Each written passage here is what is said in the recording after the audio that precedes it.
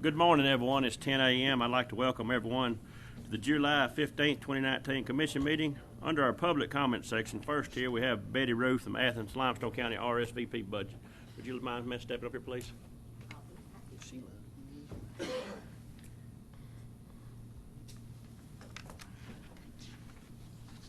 Hey, Betty. Thank you. Good morning. Good morning, Miss Betty Ruth. How are you doing? Thank you, ma'am. If you don't mind, leave one laying over there on the end for Ben.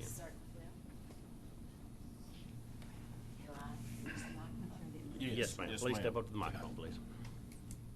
It's hot.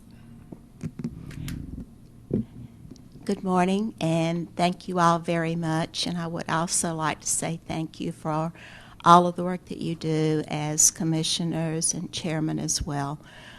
You do an outstanding job, and I certainly appreciate what you do. I am Betty Ruth. I am director of the Retired and Senior Volunteer Program, which is known to everyone as RSVP. Sorry, my voice, if I had known I was not going to be having a good voice today, I wouldn't have scheduled today, but I'm having allergy problems. The reason I'm coming before you today is that we are requesting an increase in our funding from you guys. And the reason for the increase is to meet the 30% match that is required of the federal grant that we receive from the government. And that I do use in-kind with that as well as real dollars. So we are requesting $8,000 from the Limestone County Commission this year, and would greatly appreciate if that could be approved. Two of our signature programs that I think all of you are familiar with is the volunteer income tax program that we do each year. We prepare income tax returns for the elderly and the low income at no cost to those individuals. We have an outstanding program. We do that through the tax season. And the other signature program that I'm sure you guys are familiar with is the tutors that we provide for the city and the county schools as well as all of the other community events that we work and we help with as well. Do you guys, commissioners, have any questions of me? No, ma'am. I just want to thank you for all you do. Okay, thank you very much for this opportunity. Thanks. Thank you, ma'am. Next on here we have District Attorney Brian Jones, please. You mind stepping up to the microphone? Good morning. Good morning. Good morning. Thank you. Thank you, sir. If you don't mind, leave one laying on the end there, too, please. Good morning. Good morning. We have substantially altered our budget request this year to reflect some changes in our office. Basically, as I've explained previously, with the rapid growth that we're seeing in Limestone County, I mean, all you got to do is look at the Department of Commerce's expanding industry report to show how much growth that we have occurring in our community. Unfortunately, with all the people moving here and all the growth of stuff, we're seeing a substantial increase in crime. We normally have about 1,500 new felonies a year. We just processed our 1,600th new case as of June 1. You know, we have a situation. The reason I'm coming to you to ask for some money is the District Attorneys Association. We're funded almost like a private industry. That my operating budget's a little bit over $800,000 a year. The state only gave me $300 last year, and I don't anticipate that much money next year. So that $500,000 difference is going to have to be made up through solicitors' funds, worthless checks,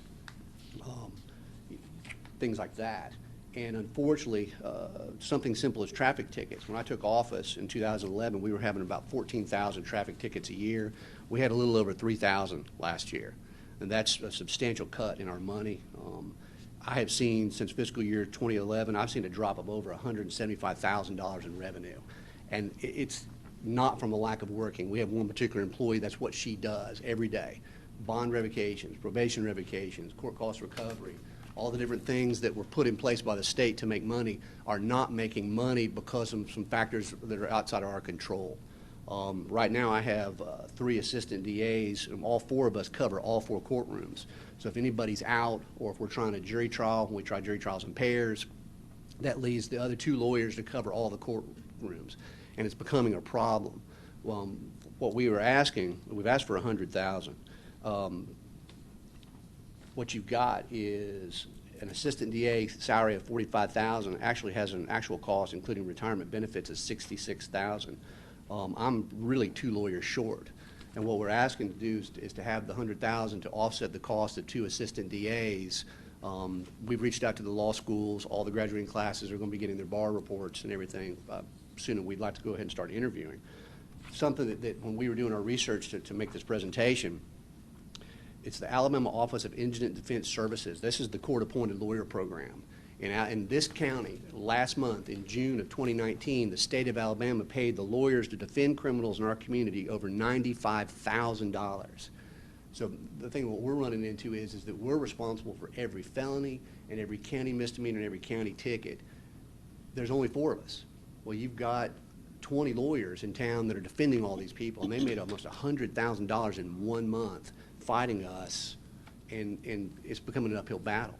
You know, we have a situation where we have 6 capital murders. We're trying 2 murders next month back to back. We're going to try 2 murders again in September back to back. And it's reaching the critical mass point that we're reaching out to y'all for some help, for some financial assistance, so we can continue to service the people in this community at the level they need. All right, does anybody have any questions? Thank you.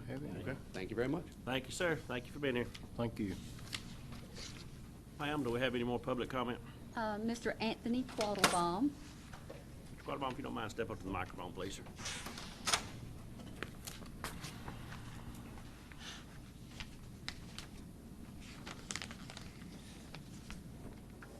Good morning. Mark Massey had asked me if I'd be here this morning. I'm Anthony Quattlebaum with Argon Asphalt and Emulsion.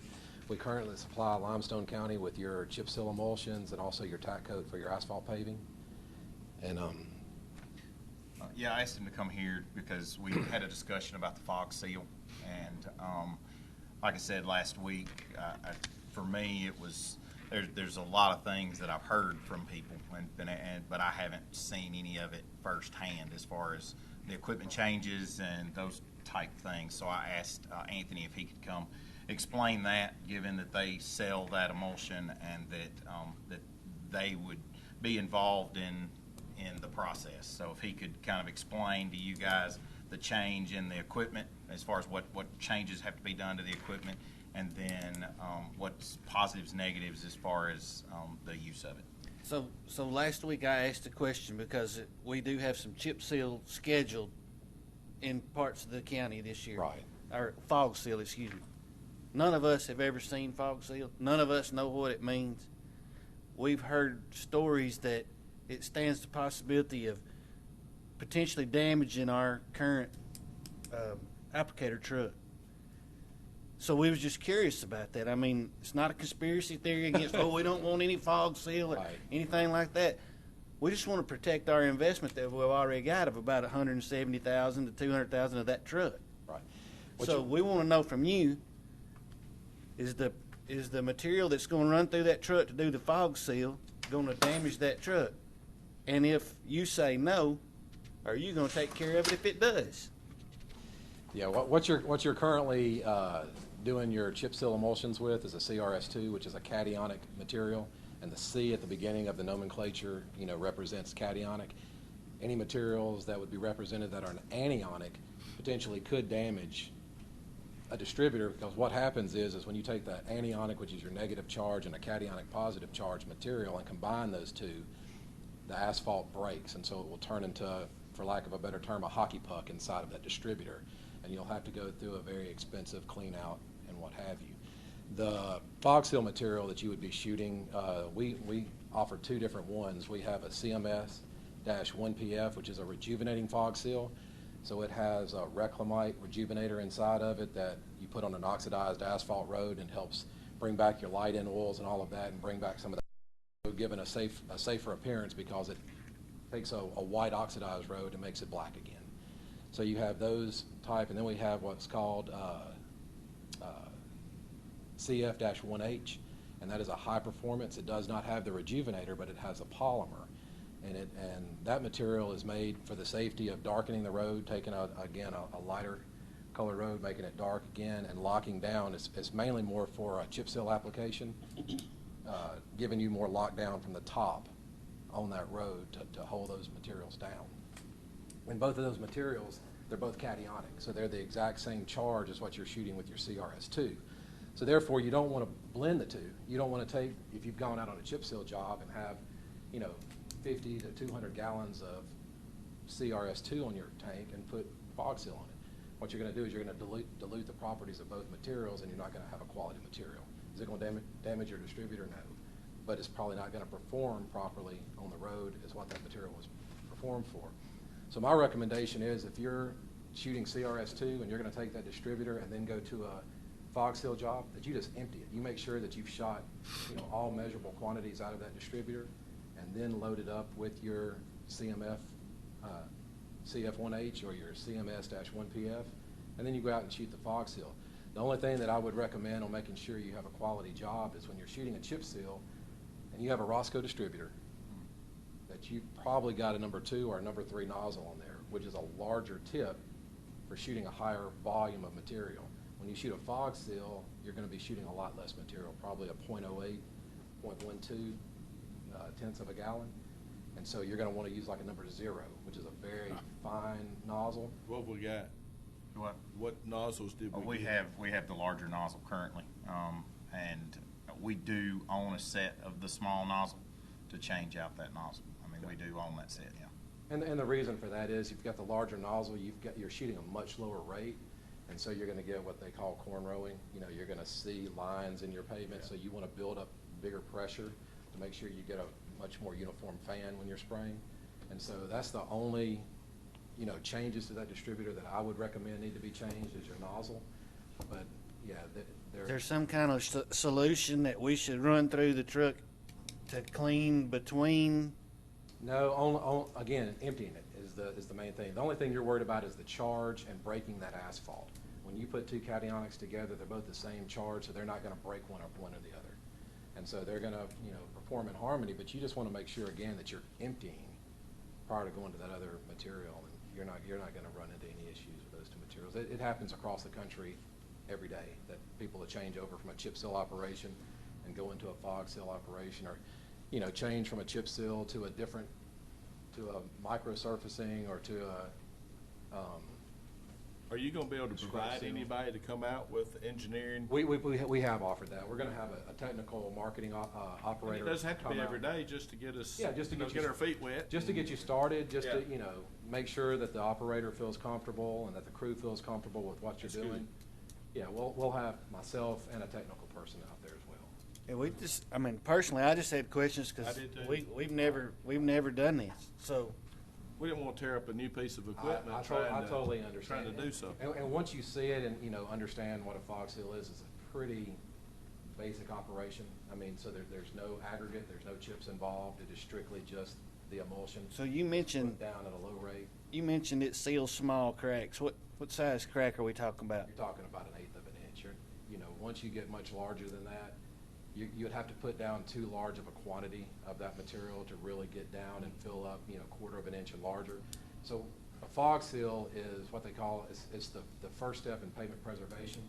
Is when you've gone and you've put a hot mix asphalt road down, and once the sun does its damage and all of that, and you start to see hairline cracking coming in that pavement, that's when it's recommended for a fog seal to come down, because you're putting such a small amount, but you're wanting to keep water out of it. If those small cracks allow water to keep getting down into your pavement, they get larger and larger, and then therefore you're going to something much more expensive and labor intensive. It takes a little while before you can drive on it too, because of that. It's a couple of hours maybe. Exactly right. When you have that rejuvenator, you're looking at probably 2 hours longer if it's humid, a lot of shade cover and all of that. I've seen it take up to 3 hours to cure out. So you with that rejuvenator, you are looking at a longer time to return traffic and all. If you're using the high performance, which is just the polymer additive, you've got return to traffic in 25 or 30 minutes. It's much quicker. So if it rains, Well, you want to know your forecast, just like a chip seal. You don't want to go out and start paving a chip seal if you've got rain in the forecast. Yeah. You want to pick the good time, because if you put it down and it's still wet and it rains on it, it's going to be splotchy, it's going to run. Yeah, you want to make sure you're scheduling it on good paving. all right, you answered my questions. You answered my Thank question, you. too. Thank you, Mr. Quattlebaum. Thank you. You're welcome. Pam, do we have any more? Kirk Hamilton. Mr. Hamilton, if you don't mind, step up to the microphone, please.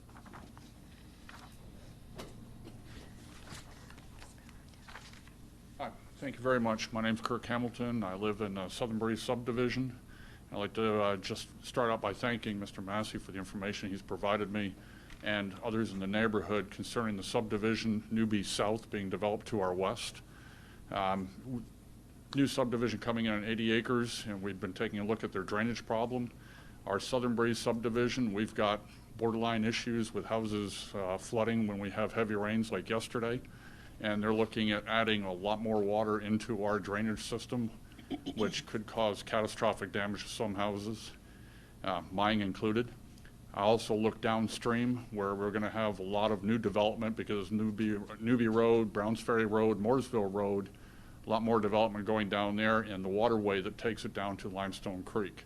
That is the same area that washed out the old Highway 20 bridge, which I understand is now under construction with a very nice one going in, but we have a lot of residents who are very concerned about this, and we're just trying to get it on the record that we are concerned. I'll continue working with Mr. Massey, and again, I thank you very much for your help. And I've been working with the city also. I intend on planning with a meeting with them tonight along with tomorrow night. So, Yep, I got your email. Thank you. And talk to Mark. You know, I'm waiting like you are on hearing his comments about. He's been dealing with the city also, so. Yeah, I met with the city and the engineer of record designing it last week, and so they sent me some information late Friday afternoon. Just haven't had an opportunity to wrap my head around it, but once I do, I'll be happy to sit down with you and discuss what I've seen. you've got my information. I'm available at any time. Thank you very Mr. much. Thank you. Thank you. Any more, Pam? No, sir. Pam, would you please call roll? Commissioner Sammet. Here. Commissioner Turner. Here. Commissioner Black. Here. The record reflect Commissioner Harrison is absent. Commissioner Black, would you lead our pledge, please, sir? I will. I pledge allegiance to the flag of the United States of America and to the republic for which it stands, one nation, under God, indivisible, with liberty and justice for all. Thank you, sir. First on the agenda, I'll ask for a motion to approve the July the 1st and July the 10th, 2019 minutes. So moved. Have a motion. Motion by Commissioner Turner, second by Commissioner Black. Any discussion? No discussion. I'll call for the vote. Commissioner Turner. Aye. Commissioner Black. Aye. Commissioner Sammet. Aye. Motion carries unanimously. Second on in here, I'll ask for a motion to approve claims in the amount of $894,551.73. Do I have such a motion? I'll make the motion. Motion by Commissioner second it. Black, second by Commissioner Sammet. Do I have any discussion? No discussion. I'll call for the vote. Commissioner Black. Aye. Commissioner Sammet. Aye. Commissioner Turner. Aye. Motion carries unanimously. Do we have any conflicts of interest with anything coming in front of the commission today? With that as a silence, I'll take that as a no. All right, resolutions to order. I'll ask for a motion to approve rescheduling to change the commission meeting schedule from Monday, August the 19th to Friday, August the 16th. Do I have such a motion? I'll make second. Third. Y'all getting too fast. Motion by Commissioner Turner, second by Commissioner Oh, Black. Oh, aye. Oh, wait a minute, I didn't know what you Who wanted. made the Frank. motion? Oh, Steve okay. made the motion, Commissioner Black made the second. All right. That's why I was asking. Got to get slow down. I've been Y'all- sitting here since 8:30. I need to go to the restroom. Yeah. Is that what you're in a hurry for? Now we can ask. Do we have any discussion? I didn't know. No discussion. I'll call for the vote. Commissioner Turner. Aye. Commissioner Black. Aye. Commissioner Sammet. Aye. Motion carries unanimously. Second on here, I'll ask for a motion approving Resolution authorizing the improvement application of the State of Alabama Community Block Development Grant Program to the development of the water system improvement within the Tanner community and a MOU with Limestone County Water and Sewer Authority clarifying responsibilities concerning the 2019 CDBG application. Do I have such a motion? I'll make the motion. Motion by Commissioner Black. Do I have a second? Second it. Second by Commissioner Salmon. Any discussion? No discussion. I'll call for the vote. Commissioner Black? Aye. Commissioner Sammet? Aye. Commissioner Turner? Aye. Motion carries unanimously. We have no contracts, agreements, and grants, no budget revisions, no merchant purchases, no board appointments, no award of bids. Under personnel action, I'll ask for a motion to approve promoting Zach Mucci to case manager at the Limestone County Community Corrections effective July the 15th of 2019. Do I have such a motion? So moved. Motion by Commissioner Turner. Do I have a second? Second. Second by Commissioner Salmon. Any discussion? No discussion. I'll call for the vote. Commissioner Turner? Aye. Commissioner Sammet? Aye. Commissioner Black? Aye. Motion carries unanimously. At this point, I'll turn it over to our engineer, Mr. Massey. Thank you, Mr. Chairman. We have 3 subdivisions for your consideration today. The Arbor's Edition 7, this is a major subdivision. This would be for final approval. They've completed all construction. 57 lots. This is in District 2, the north side of Newby Road. Hobbs Road Estate, this is a replat of lots 8 and 11. Minor subdivision, so this would be preliminary and final. This affects 2 lots in District 4, Hobbs Road just off Tillman Mill. Newby Chapel Estates, this is a minor, so it would be for preliminary and final. 3 lots. This is in District 2, near the corner of Nick Davis and Newby Chapel Road. And that's all I have for you for action. Thank you, Mr. Massey. I'll ask for a motion to approve the 3 subdivisions as listed here above, presented by Mr. Massey. Do I have such a motion? I'll make the motion. Motion by Commissioner Turner. Do I have a second? Second. Second by Commissioner Black. Any discussion? Did you ever hear back from any of those people on the Newby Chapel? You said you sent letters out? I sent letters out notifying them of what I received from the owner and the surveyor, and I didn't hear anything back. Any more discussion? No more discussion. I'll call for the vote. Commissioner Turner? Aye. Commissioner Black? Aye. Commissioner Sammet? Aye. Motion carries unanimously. Under other business, I'll ask for a motion to improve the Cow Fork campground rates. Do I have such a motion? I'll make the motion. Motion by Commissioner Black. Do I have a second? I'll second it. Second by Commissioner Salmon. Any discussion? No discussion. I'll call for the vote. Commissioner Black? Aye. Commissioner Sammet? Aye. Commissioner Turner? Aye. Motion carries unanimously. Second, under the other business, I'll ask for a motion to approve to seek financing for a Caterpillar coal planer PM 312 in the amount of $364,000, well, not to exceed $400,000. Yeah. Not to exceed $400,000 for Thompson Caterpillar utilizing the Sourcewell Joint Bid Program. Do I have such a motion? I'll make the motion. Motion by Commissioner Black. Do I have a second? I'll second. Second by Commissioner Turner. Any discussion? No discussion. I'll call for the vote. Commissioner Black? Aye. Commissioner Turner? Aye. Commissioner Sammet? Aye. Motion carries unanimously. We have no scheduled public hearing. At this point, I'll turn over to report of officers. Commissioner Salmon. I don't have anything at this time, Mr. Chairman. All right. Thank you, Commissioner Salmon. Commissioner Turner. We are trying to bush hog the district. Currently have a bush hog and a tractor broke down, so as soon as we can get that repaired, they'll be back out. So if you're traveling the roads in District 2, please be on the lookout. All right. Thank you, Commissioner Turner. Commissioner Black. I have nothing. Thank you, Commissioner Black. Commissioner Harrison is not here with us today, so I just want to thank everybody for coming today, and everybody be safe out there. And with that being said, we'll recess until 10 a.m. Wednesday, July the 31st, 2019, to Washington Street Courthouse Annex, 310 West Washington Street, Athens, Alabama. Thank y'all.